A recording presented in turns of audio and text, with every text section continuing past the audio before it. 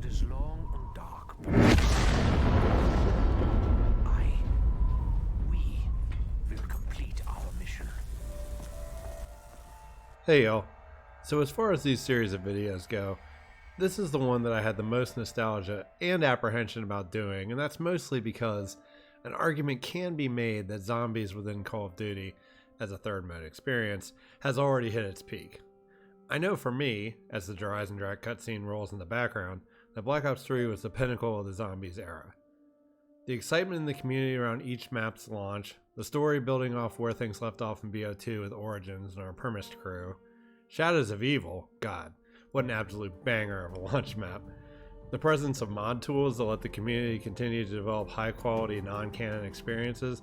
I think so many things were executed with perfection in Black Ops 3. It's hard to look at zombies the same way now, at least it is for me. That's not to say that current zombies is bad. I'm not saying that at all. I'm just remembering so many things about prior iterations of zombies fondly that when I look at the current version, there are a lot of things I miss about the old zombie story. But in today's video, the focus will be to look at the bright side and evaluate things that Sledgehammer Games can do with zombies in their upcoming title, as recent rumors and leaks in the community have suggested that Sledgehammer will have a zombies mode in their upcoming title. These rumors have gone as far as to say they'll even use Treyarch perks, the mystery box, and pack-punch machine in their maps. So this opens the door to a lot of exciting opportunities within zombies this year, and this video will seek to explore some of those opportunities. Also, before we talk about anything zombies related, a huge shout out to the community and some of its vocal members over the years that have done such a great job covering this game mode, from Milo, Mr. Dog JD, Noah J, Flex, The Smith Plays, JC, Johnny J, Red Austin 27. All of you guys are the best. Thank you for doing all the amazing work you've done over the last few years covering this mode and doing all of the live streams and everything. It's just, you know, as someone who's watched your videos for a long time, greatly appreciate all of that work. So on that note, okay, let's recap a bit, shall we? So the first of the topics I'd like to explore is within the narrative storytelling within zombies. For better or worse, Cold War Zombies has turned to the intel system as their primary storytelling mechanism. Intel in Cold War can be found by doing certain objectives in games, such as finding items on the ground, looking around on random bookshelves, or completing certain tasks within the game, like certain Easter eggs like building the wonder weapon, stuff like that. And in my opinion, the substance of the story that Craig Houston and the team at Treyarch have been writing this year has been on par with other years' installments. However, for anyone to access it in an easy to consume way, they need to log a ton of time finding each of these pieces of intel within several different game modes, meaning traditional round-based zombies, Outbreak, Onslaught, and even then, I find myself just relying on someone's YouTube video more often than not to listen to all the seasonal intel, so I don't have to go to the trouble of finding it myself. This system came about with the operator system replacing a traditional crew. More on this later. They didn't have too much of a choice in this regard, since they didn't have a set group of voice actors for each map to record lines for the story. But I think just because of that, this year has been kind of tough to get into the story because it isn't as central to the mode as it's been within BO3 and BO4.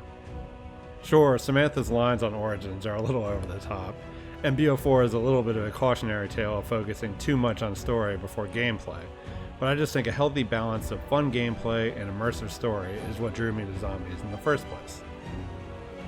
So I reflected on what options that Sledgehammer Games could consider, and I think that Infinity Ward and Treyarch have already laid the blueprint for what they could consider. For those of you who played the Black Ops Cold War campaign, mild spoilers here, you'll no doubt remember the mission that Adler and Bell go on in the Lubyanka building in Moscow, where you interact with both Kravchenko from the BO1 story, and as we later found out, leader of the Omega Group in Zombies, and a young version of Imran Zakhaev, a central antagonist within the Modern Warfare series. For the first time ever in Call of Duty that I can remember, the two universes were now one, and Treyarch and Raven were able to use Modern Warfare characters to help tell their story in Cold War. So presumably, Sledgehammer Games might have the same luxury within Zombies. In prior years, it would have been kind of hard to do this, because you would have had to connect a new story to the multiverse from the premise story. And so games like IW and World War II created their own standalone, isolated universe zombie stories, with similar features to Treyarch, and there were some successes within those modes. That all said, what I'd love to see is Sledgehammer explore the 1939 through 1945 canon universe within Cold War and the Dark Ether story. Except they could borrow characters like Zykov, the poor soul who got sealed into the Die Maschine facility during World War II, and Dr. Valentina's father, Ulrich Vogel, and expand their story from its origin in World War II. With the central plot of Mauer der Toten, the most recent map release from Treyarch being Dr. Vogel's daughter Valentina trying to resurrect an undead army of German soldiers from World War II from the Dark Ether, I think there's enough loose ends there to explore expanding where and what Vogel's work looked like during the original Project Endstation and similar initiatives within that universe. It would also help Sledgehammer from the perspective that they wouldn't need to invent new characters for us to follow, since we've kind of already been introduced to them in Cold War. The question is, how far can they go with this? Along the lines of the Zakhaev topic that we covered earlier, and I don't think they do this, because it would cost money to bring in the voice actors and the story wasn't super loved the first time, but bringing back the World War II crew of Marie, Drostin, Olivia, and Jefferson would be awesome to see them in the setting of the Cold War universe. If Treyarch can explain how Grigory Weaver and Kravchenko from the BO1 storyline are somehow connected to zombies now in Cold War, it's not tremendously far-fetched for some creative genius. I'm looking at you, Craig Houston and Corky Lemkool, to explain how these versions of the World War II zombies crew are in the Cold War universe. This of course assumes that the game would be going back to a model where there's a set crew for each map, which they probably not, because I'm sure it's easier to record under the current model of just recording generic voice lines for the operators. But I think Activision and Treyarch and Raven Software have made enough money over the last 18 months from Warzone. I think they can afford bringing some cool characters back to help spice things up. Also, I think it would be irresponsible of me to not mention this before we move on from this topic, but I am all for some creative way of bringing back Primus, Ultimus, Victus, all of them. I love that story. I'm wanting more from that universe. I am totally fine with that. I do not have any qualms about, will the ending for Tag der Toten be all that valuable anymore? I don't care. I would love more. But I get that the voice actors and the studio probably want some closure on that storyline. So obviously they'd be my number one draft pick to make a return over the World War II crew, but just had to put it out there. I am A-okay if they want to revisit any of that universe. Zombies Chronicles 2, let's go. Sorry, I had to indulge myself a little bit on that one. I've been still holding out for the Buried and Transit remakes for a long time, so bear with me. Anyways, on to the next topic I want to explore, and that is Outbreak. Arguably the biggest deviation, my word choice here is intentional, shout out to JC, with Cold War. I think the concept of Outbreak is quite bold actually, and its development to me appeared to be responsive to the community's request for an open world zombies mode, at least somewhat, that's been asked for what feels like forever. Now, the product as it stands is not super replayable for me, as the objectives on each map are kind of the same, and the experience isn't super new in the context of Cold War as a title, since Outbreak is just kind of the fireteam maps plus zombies. But what I think Outbreak achieved with adding Easter eggs within Season 3 and 4 is an idea that could very much be explored further. Imagine a universe where each week or two, a new quest is added to Outbreak that is pumped out with far more regularity than our current model of maybe getting a new map each season or possibly getting one during a mid-season or reloaded update. If Outbreak was inclusive of Easter eggs that are put out at a higher frequency, you could basically repurpose the way that Treyarch does intel with something you would earn from doing a weekly or bi-weekly Easter egg within Outbreak. That would kind of mitigate the problem that this game and other games like it have had in the past with long gaps between content drops. What comes to mind is the gap between Zetsubo no Shima and Gorod Krovi and Firebase Z and Mauer der Toten. Both of those maps were released several months apart from each other, and the community was really hungry for something to keep them busy during the interim period. And from a development perspective as a studio, you really don't have to change too much about what you're doing right now, from a recording, scripting, all that stuff. You're just kind of repackaging intel and Easter eggs you have in the game already to a more consumer engaging format. That to me is a win-win. Of course, there may be some limitations that I'm not thinking of because I'm not a game developer from a development perspective, meaning like what can be hotfixed into a game versus what needs a full like title update to be able to add in. But I think something along these lines of giving Outbreak a more kind of alive feeling of having updates on a more frequent basis than say the overall game is updated would give it a little more life and make it feel like a little less of the little brother that it currently is to the round-based experiences that, you know, we've had over the years and that everybody loves and enjoys. So just something to give Outbreak a little more substance to it, I think would be really helpful. I think this would be awesome to see because they could use the fact that it's a new title, it's a new developer, kind of say, hey, you're kind of familiar with what Outbreak looks like within Cold War. Here's the next evolution of it and how we're going to update it more frequently and be a more real-time live-action game. And that would be a really cool option that I think if Sledgehammer embraced this and supported it with the requisite number of support developers would be a really cool thing to see within the Zombies community.